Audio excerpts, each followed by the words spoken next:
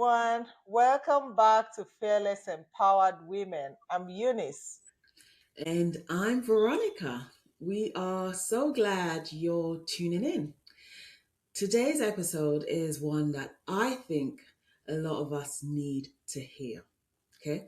Especially as we settle into the new year and get back into routine. Yes, we're talking about the power of saying no and setting boundaries without feeling guilt. Us as girls, women, I think there's a thing around us being the feeling like that we have to be there for everybody, we have to help everybody, we have to solve everybody's problem. And so we feel guilty when we have to say no.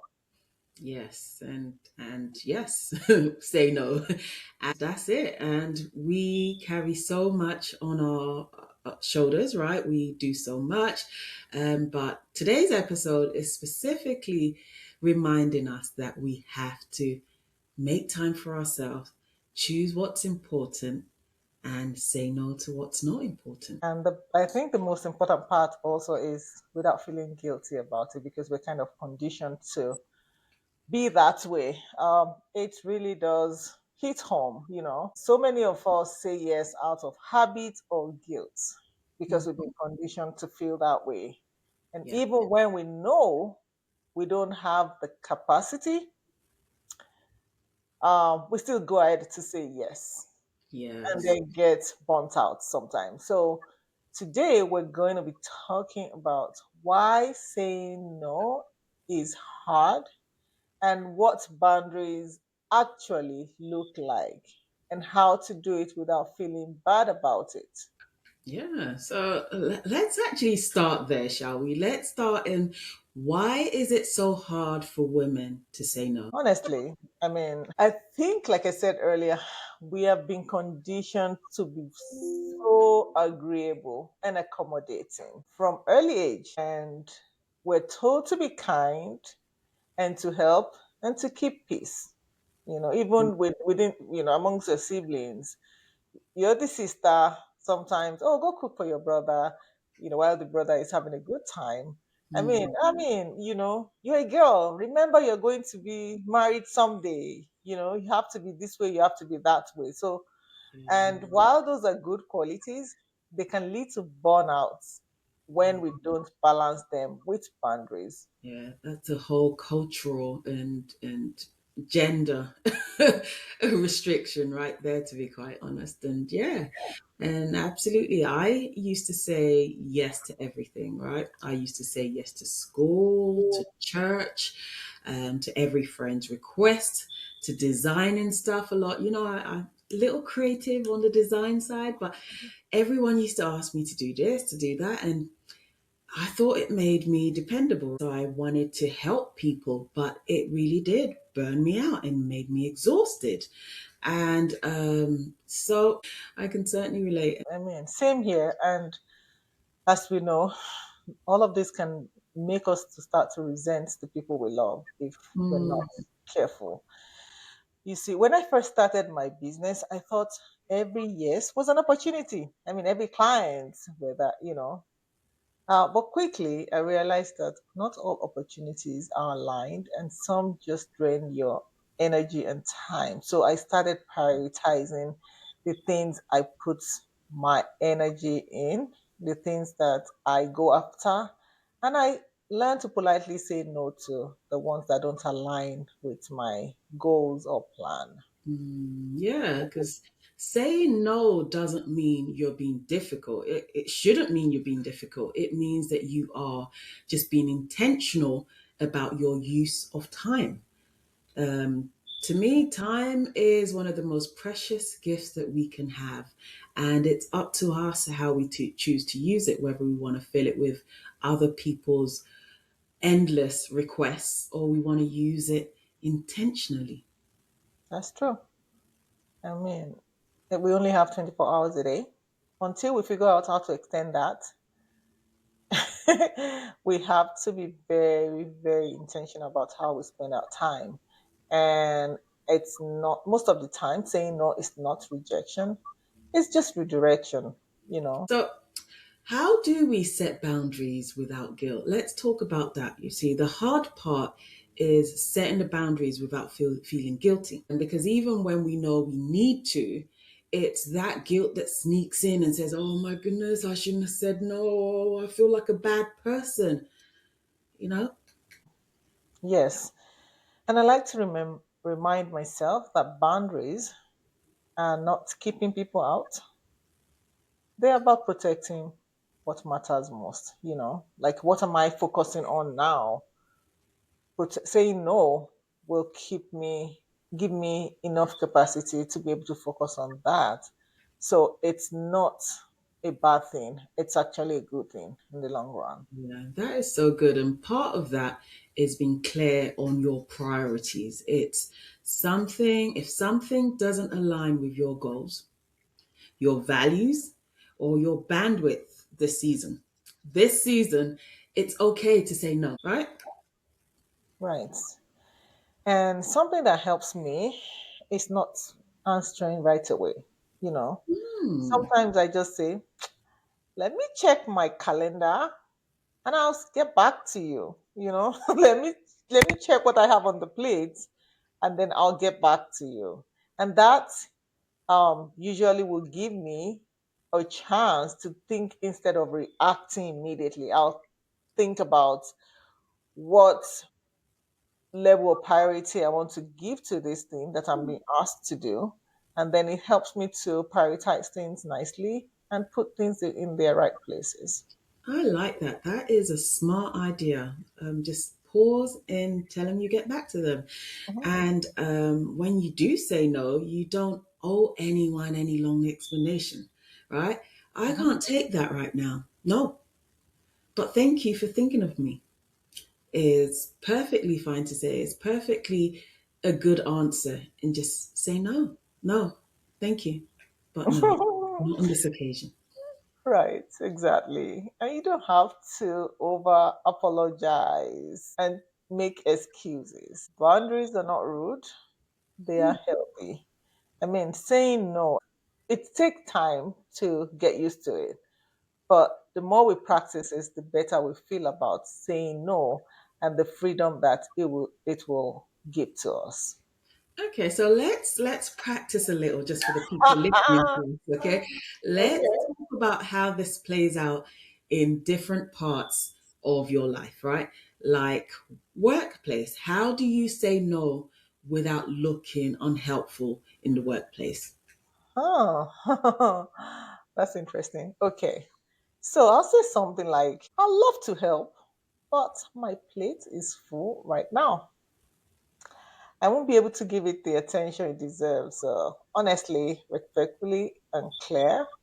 It may be better if you will ask somebody else to handle this for you. And you're being honest, you're helping them to also give it to someone else that can provide the level of help that they may need at that particular time that you cannot afford to give. Okay, that's perfect. Let's go to the more tricky part, family boundaries. Okay, those are the toughest ones. How do we tackle family boundaries? This is not to say that I've got this under control myself, but oh yes, family can be sometimes, it's hard to say no to Tricky. family because of how Very. much you love them, or maybe how you've been conditioned to feel about your role within the Mm, family, especially for someone like me who is the first. right. And so, and and sometimes because of how you have been, they Mm, tend to take your yeses for granted. So they're like, oh, she's junior. I mean, she's going to do it, So they already have that. And so because you know and you've been conditioned to feel that way, it's harder to say no to them. mm. So what I've How learned do to you say, say no? yeah, it's true. Like, so what I've learned to say is, I can't do that this weekend, but maybe next time. So I'm not outrightly saying like cutting them off by saying no. I am, but I'm giving myself more time to think about it, like coming back to what we said earlier, to think about it and make the right decision and give them the right response that is very truthful to how I feel currently. So, in a gentle way, I say no while showing some love, you know. Yeah, yeah, that's very true. And like I said, I stopped saying yes to everything. I just stopped. I stopped saying yes to school, community events. In fact, I used to do a lot more for my son's school than I do for my daughter's school projects. Now, for now, I'm like, nope, nope, nope, don't have time. Don't, nope, nope. For my own sanity, I am saying no to everything. But yeah, I basically pick the ones that really matter to me, and that's being free. That gives Hmm. me freedom. And we have to remember that rest and boundaries are not selfish. They're They not. are part of being responsible and healthy adults. I Yeah. remember I've heard Oprah saying that she used to say yes to everything, and Mm, people reach out to her for everything, and she would say yes. And what has helped her, and I've started to do this in my own life as well. So what has helped me is I will set my intention. You know, so if you ask me for something, I will think about my intention for whatever I want to say. So if I'm saying yes, am I saying yes so that you can feel that I'm a good person or like me? Or am I saying yes because my soul actually is saying yes to this request? mm, You know, mm, so that I think that also helps, and that helps you to prevent resentment, you know, because if you say yes to the things that you don't really feel like doing, unknowingly you can start to resent those people, you know. So when you consider your intention, like, is my intention to just be the nice girl, or am I really interested in helping in this way? That mm, will help you to make the right decision that will be good for your mental health. yeah. And here's something that really changed how I think about it, right? Is every time you say no to something that drains you, you're saying yes to something better. So, yes to your peace, yes to your mental health, yes to your priorities, because Yes. remember, we want to be productive in the ways that will move us forward and towards achieving our goals. So, saying no is an act of self respect. Yeah, it takes practice, right? I think start small, say no to the little things first, and work your way up. Then you find that you're saying no to everything else that just doesn't matter as much. So just say no. Okay, and if you sleep and overcommit, that's okay when you start. Give yourself the grace. We're all learning. We are. Goal isn't perfection, it's awareness. At least you're being aware of when you're overcommitting, and once you start to get more aware of it, you're likely to start to make the adjustment that you need.